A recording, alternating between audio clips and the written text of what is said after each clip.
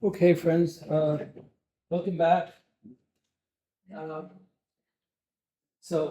As I said, we start with unity here. We're coming from unity,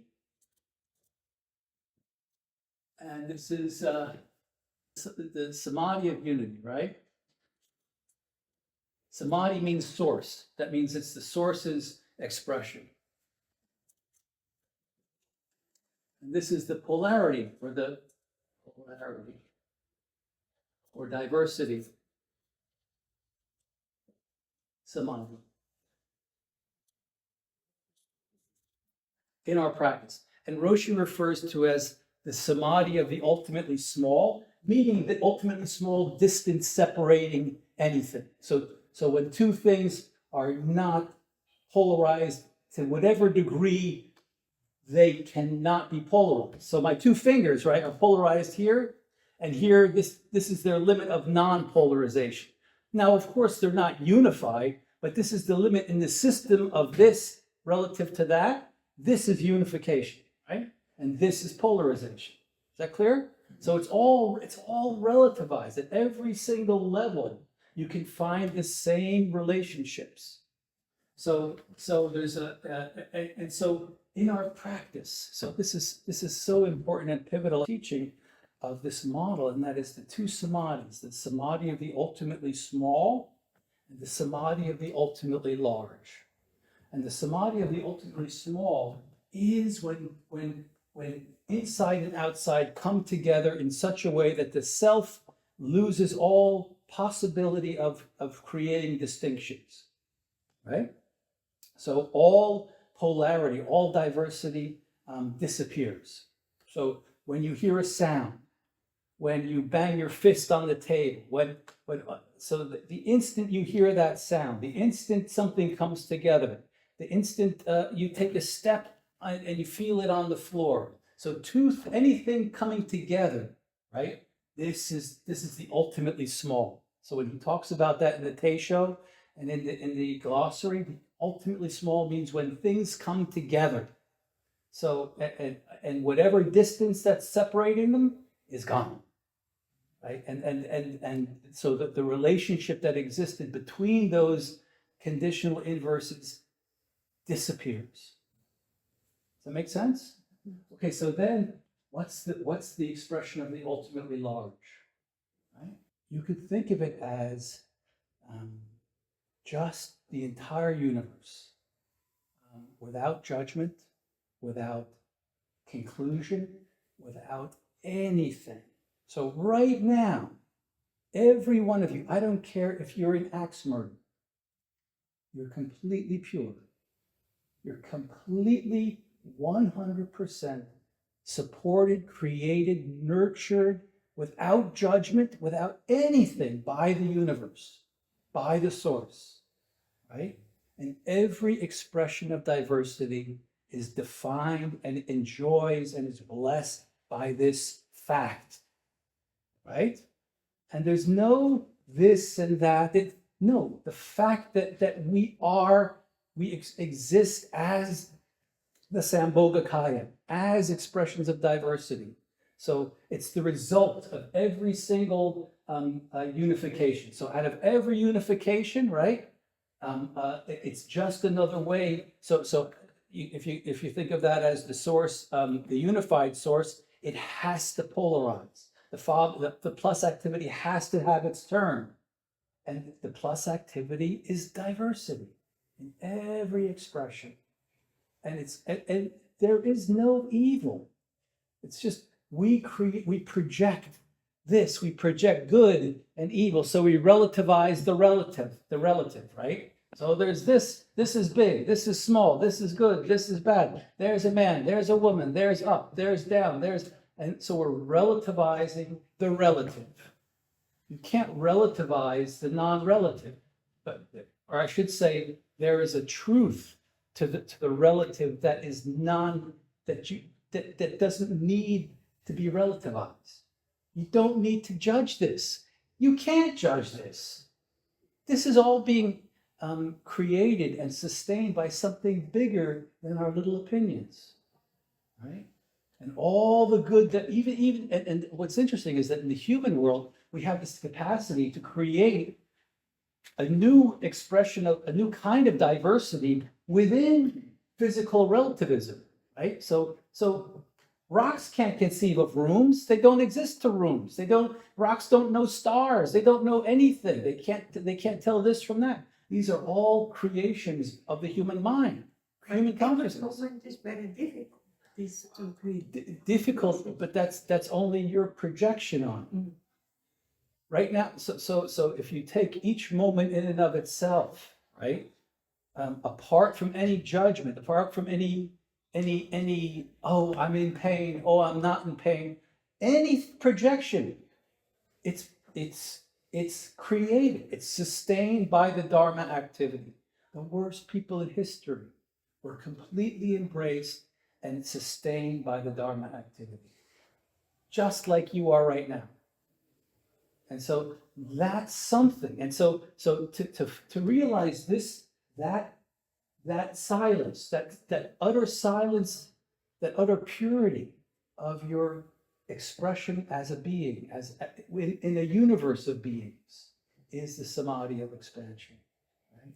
There's no question, there's no doubt, anybody going to doubt that that the universe gives rise to diversity? Anybody doubt that? Did I have a question? Yeah. Yeah, just you were talking about these two like conditions, like the ultimately small and ultimately large, and you often bring this picture of here I am again, here I am again, here I am again. This here I am again, where is it in relation to these two fundamental conditions of ultimately small and ultimately large? What relate to one of those? It's a great question. Yeah. So you could call it this. This is the death of the last moment, of death of the last, and birth of the next moment. Right? And then every moment has its own lifetime, right? Here we are. How long does that last? It's born, that is to say, from my perspective, as a being experiencing, it's born and then it dies. My experience goes. So I experience. So this model is always, this part of the model is, it depends on the I. This is consciousness. What this is explaining is how consciousness arises from the universe and passes away moment by moment, right? And why we have the capacity to objectify things, and what exactly it means, and why they don't last, and what happened, why we're attached. And so out of so what we're trying to do in our Zazen is to find that place where this is what we're missing. This we can basically get, although we muck it up with all kinds of judgments and stuff. But like I said, anybody here have trouble distinguishing this from that? No, that's not the problem. The problem is we get stuck, and we put all of our eggs in one basket, we say in English, and we forget that this is the other half of our being, that we are free from the world of diversity. Right? Now, number one, that the diversity is utterly pure. And then number two, that we're not stuck there even for one moment. So every moment is given to us, and then it's taken from us. Given to us and taken from us. So that's to say, we're born every moment, and then we die with the next moment. We're born with the next moment. This moment, we die with the next moment. This practice is this is where it gets into like sitting, where mindfulness, if you want to, but mindful, you can't just take mindfulness as mindfulness, because it's much more subtle than that. It's much more beautiful than that.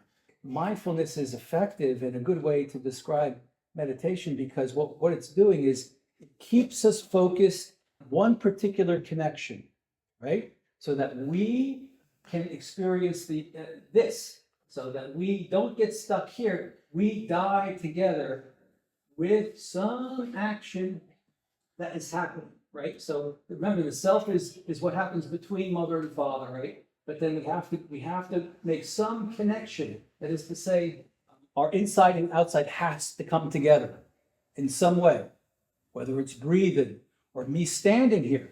My inside and outside are coming together in a million different ways, right? And I could feel my muscles holding myself up. That's a relationship that I'm making between earth and myself and my body, right? So, and you can, more that you focus on that, you can make that such that you experience that particular expression of unity, right?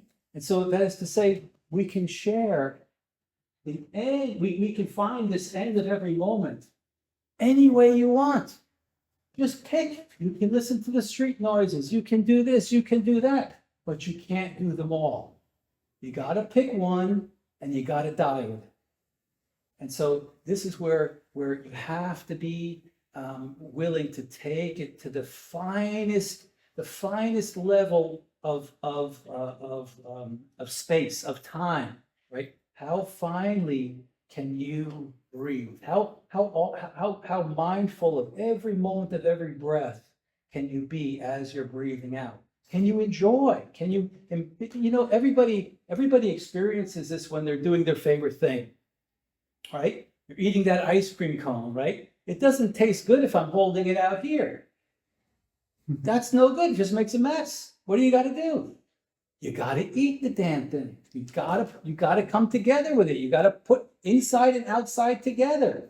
And then, all my troubles melt away. They're gone. They're gone. But then, and you say, well, why don't I just have another ice cream? And you have one, and okay, yeah, I feel still, but the third one, you're already getting sick, right? So you know that ice cream is not the answer, right? The answer is what you did, how you were able to go along, how you were able to let go of the world while eating that ice cream, while connecting inside and outside, using your mind. So this is the key. The self has to give itself over. It has to willfully allow itself to decay into some action, melt into the next moment. Because and this is the things we don't like, right? So how fast does time go when you're doing the things you don't like to do? Slowly, it drags on. Why? Because you're not giving yourself to it. You're standing outside. Oh, I hate this. I hate it. I hate it. I hate it. When is it going to be over? It's never going to be over, because you're keeping you're making each moment separate, and it doesn't flow. You're completely, you could say you're negating the nirmanakaya. You're trying to freeze. I can't, right? But then what happens when your boss or somebody gives you an assignment that you don't want to do, but you say, gosh, if I don't do this and give it my best, I'm going to be fired. And you, against all odds, you just say, the heck with it, I'm going to do it. And you give your all to it anyway, and you did it. You created something beautiful, right? And so, and how do you feel when that happens? It's like, wow, I did it. And you always, when you do that, you always touch that zone where time disappears. And then you're like, wow, and you surprise yourself. So this is what Zen practice is. The first step of Zen practice is all about discovering that capacity to give yourself away, to embrace the negation, to remember your mother, to take care of your mother, right? When you get older, you just don't forget your parents, right? You gotta, okay, I gotta go back and take care of them for as long as you can, right?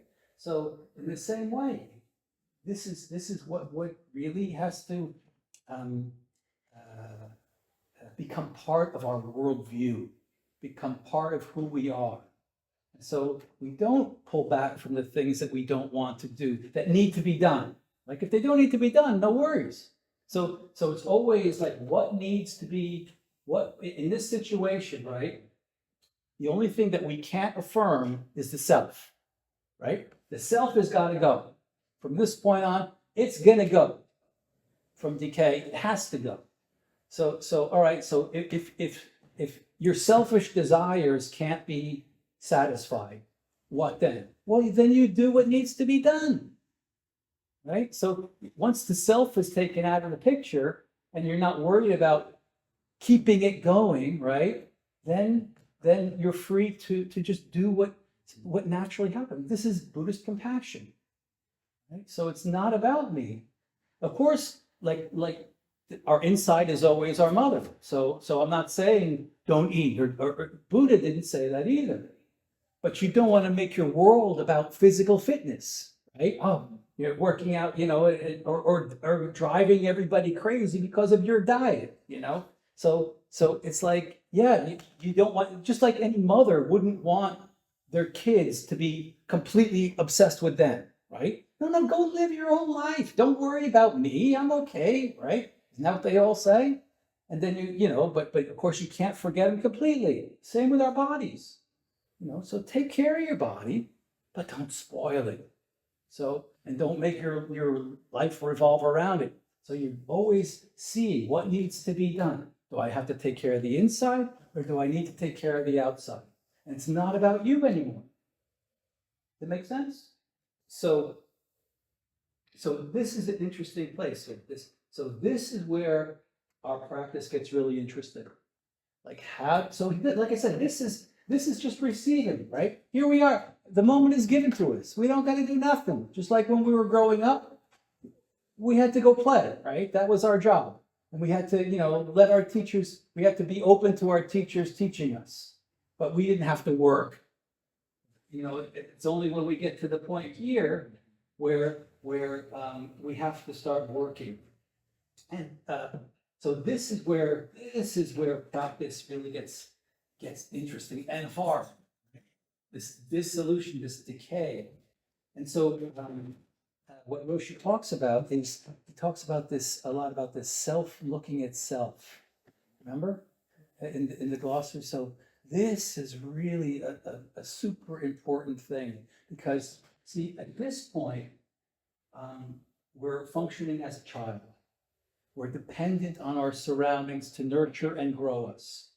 But then what happens when you are fully grown and you don't need your parents to nurture you anymore? You decide to act as a man or a woman, and find a partner, right? So you start taking on the role of the parent, right? So you're no longer fixated on the self, but at this point, right? So you have the ultimately large and ultimately small. So then at this point, this is where we are in our practice. So we've received this moment without will, without desire. So then how do you progress? How do we turn around here and help mother? Because see, what happens here is mother has to do the activity of expansion, right? Mother has to get bigger. And here father has to actually go down and contract. Right? The mind is, so here the self, the only way that can happen is if the self uses what it was given from mother and father and gives it back to mother and father. So that's the fuel that allows this to happen, for them to do their opposite activities, right? So and this is the case of choosing. So we have to choose a mate, right? So whether you want to take the masculine or feminine principle in a relationship, doesn't matter. Pick one. But then you got to find a partner, right? And then your partner and you decide, and you look and you're like, that's where I want to go. That's the place. And then you start moving towards each other, right? And by the mutual by that expressing that relationship of conditional inverses with something new, that's what powers both, right? To allow them to go back to their original positions.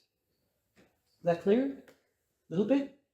So of course it's easy when everybody matures, right? And then you see somebody that attracts you, and off you go. That's what makes the world go around, right?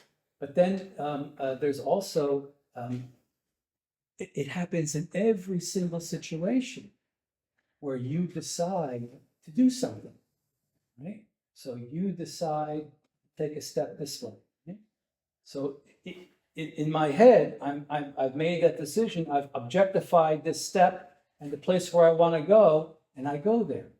Right? So here, this is where I have taken the role of something that's going to the plus principle, right? And I've said, oh, I'm going to go to that place down there, right? And so I move my foot, and then the foot comes together, and we make a new connection, right? And so you can do this with anything. So we do chanting, we do walking kinhin. You could see the old Zen garden, old Zen pictures where they're raking the garden, ikebana. All of the old arts of Japan were all influenced by Zen. But it does not limit it to that. Everything we do should be this way. The thing is, there's always this idea, there's always this background thing of like, I'm going to do it, but I don't really want to do it. I got to do the dishes because I'm a good Zen student. I don't really want to do the dishes. I want to make my bed. I don't really want. And you force yourself, right? So how do you get beyond that forcing yourself, right? How do you like because otherwise it always feels like there's still something more. What's missing, right? And what you got to do is build on this perfect diversity, on the samadhi of the ultimately large, right? And from this perspective, as soon as you break out of that, you see that whatever you do, you're finding God. You're finding the Dharmakaya. You're going to manifest the Dharmakaya. That's what you're doing. Not making the bed, not doing the dishes. You're finding this, that center, that samadhi of the ultimately small. And the thing is, this is a feeling. This feels wonderful. It's the place where all your worries and problems disappear. And so what we have to do is this is the desert of thinking, where I'm going to do it, but I don't want to do it. We're still holding on to the self here. We're still objectifying. There's a bed, and I would rather be playing basketball. There's still all of that going on. So what we need to do is more and more just realize that it's only these two. There's only the universe and our next connection. That is to say, that place where everything comes together. And it's interesting. I think about the Buddha's story of when he was enlightened, and what did he do? He saw the morning star, right? And what's interesting about the morning star is that, of course, it happens on the horizon. It's Venus, right? And with the morning star, so you're sitting and you see this point of brilliance where you can't make any, it has no distinctions in it, right? And yet it's surrounded by the world, right? And he thought, it's like, that's it. That's where I have to go, always. That star is always there. That is to say, the source, the center, the next connection, the next union, mother, the Dharmakaya, whatever you want to call it, it's always there. And that's where you're going. So the deeper our experience of connection, moment by moment, where we can find this connection, where we lose ourselves, then from this point, then all of these little particulars matter less and less and less, because all we see is the star. So some of you may have heard koans, right? And in the first koan of Mu, there's this image of swallowing a red hot iron ball.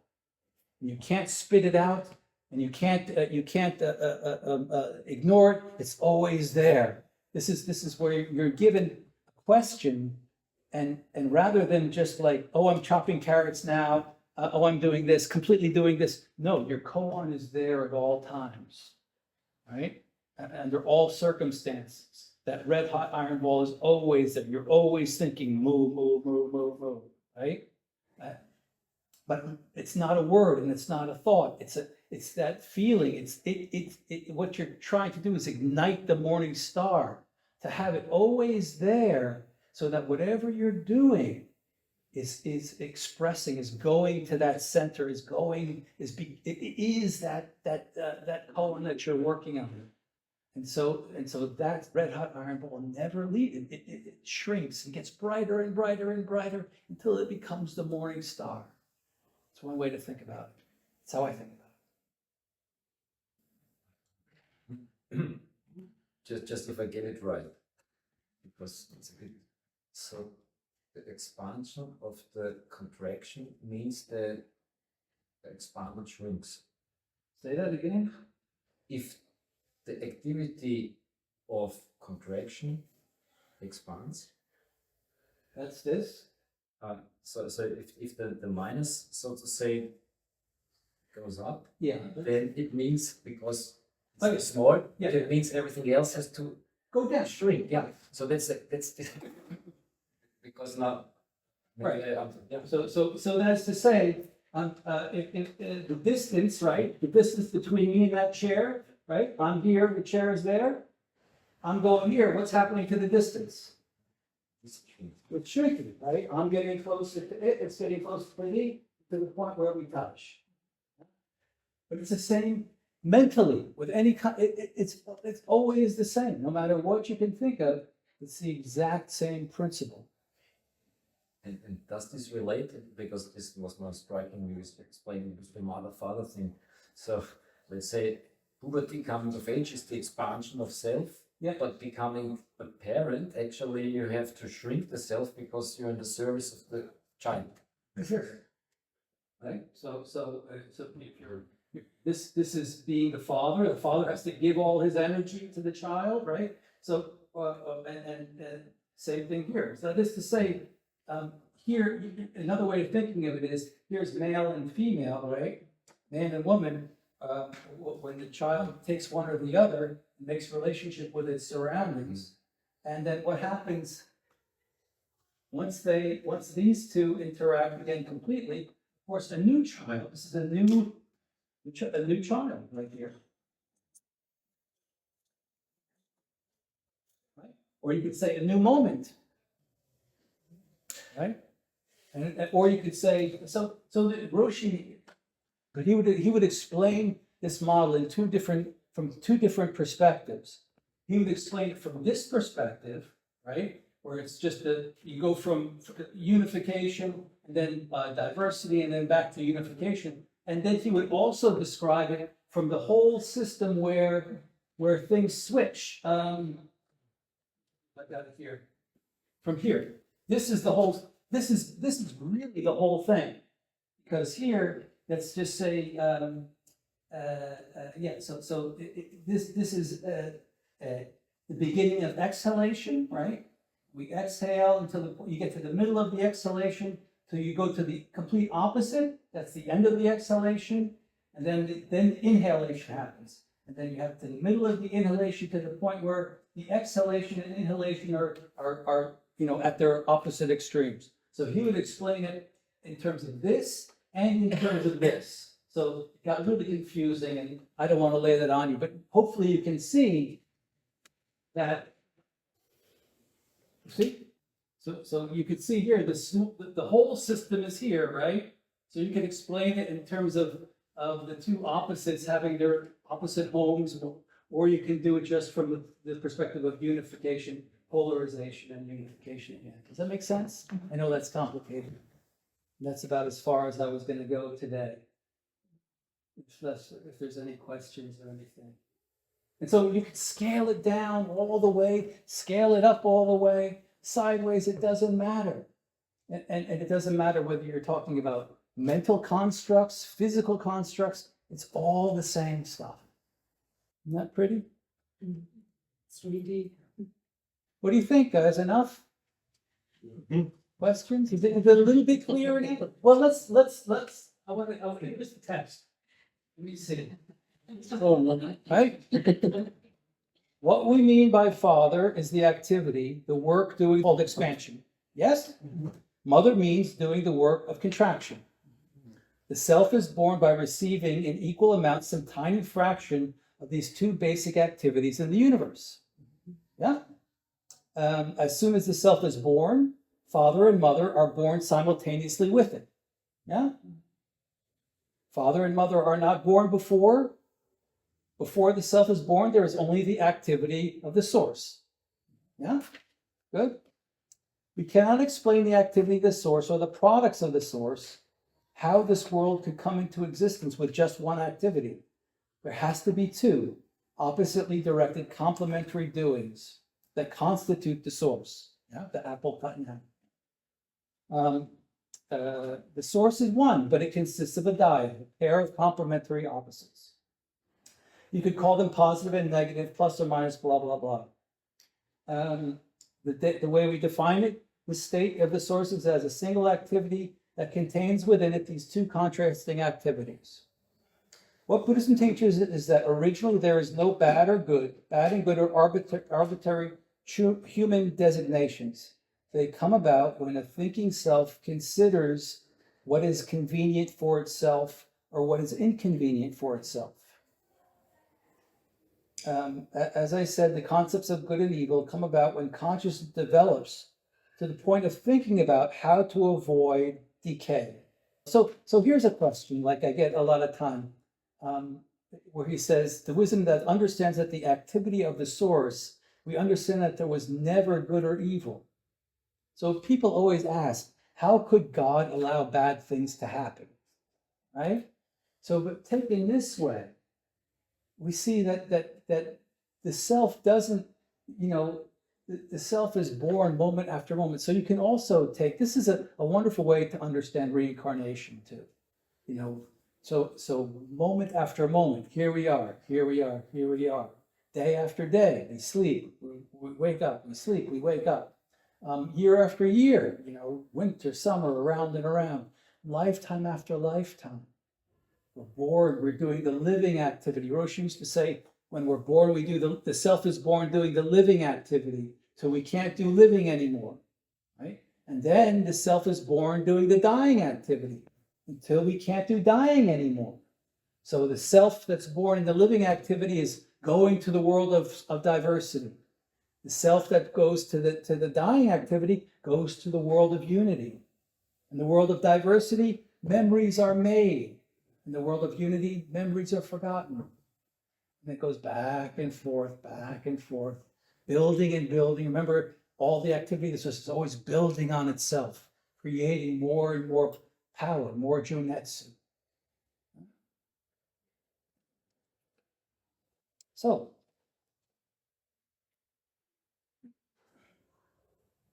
and then we talked about self looking at self, where you're seeing, more and more deeply abstracting what's going on, where you have to go. Because what you end up seeing more and more, it's like a teenager. All they think about is getting together with the other person, right? So it's the same with every moment in our practice. All we see is another way to manifest the samadhi of unity. Oh, another way. Can I find it here? Of course I can find it here. Of course I can find it here. Whereas if you're concerned with the circumstances, don't know, maybe I can, maybe I can't, right? Even in your zazen, maybe it'll be a good sit, maybe it'll be a bad sit. No, the more clear you are about that samadhi of unity, how to unify, the easier it gets. Yeah. So if you were to talk about just practice, Zen practice in a really practical sense, like putting all this together for a practice, with the body of the Buddha, you could say that Zen practice is turning Sambhogakaya into Dharmakaya through Nirmanakaya, and then you could, so the reason we focus on one thing is there's all this mother or unity, and then there's just a single thing, and we're bringing them together. So the death of the self is absolute samadhi, or this ultimately small samadhi is focusing on one thing. Yeah, I'm thinking about this just in terms of practice. A lot of times when I sit, I'm distracted.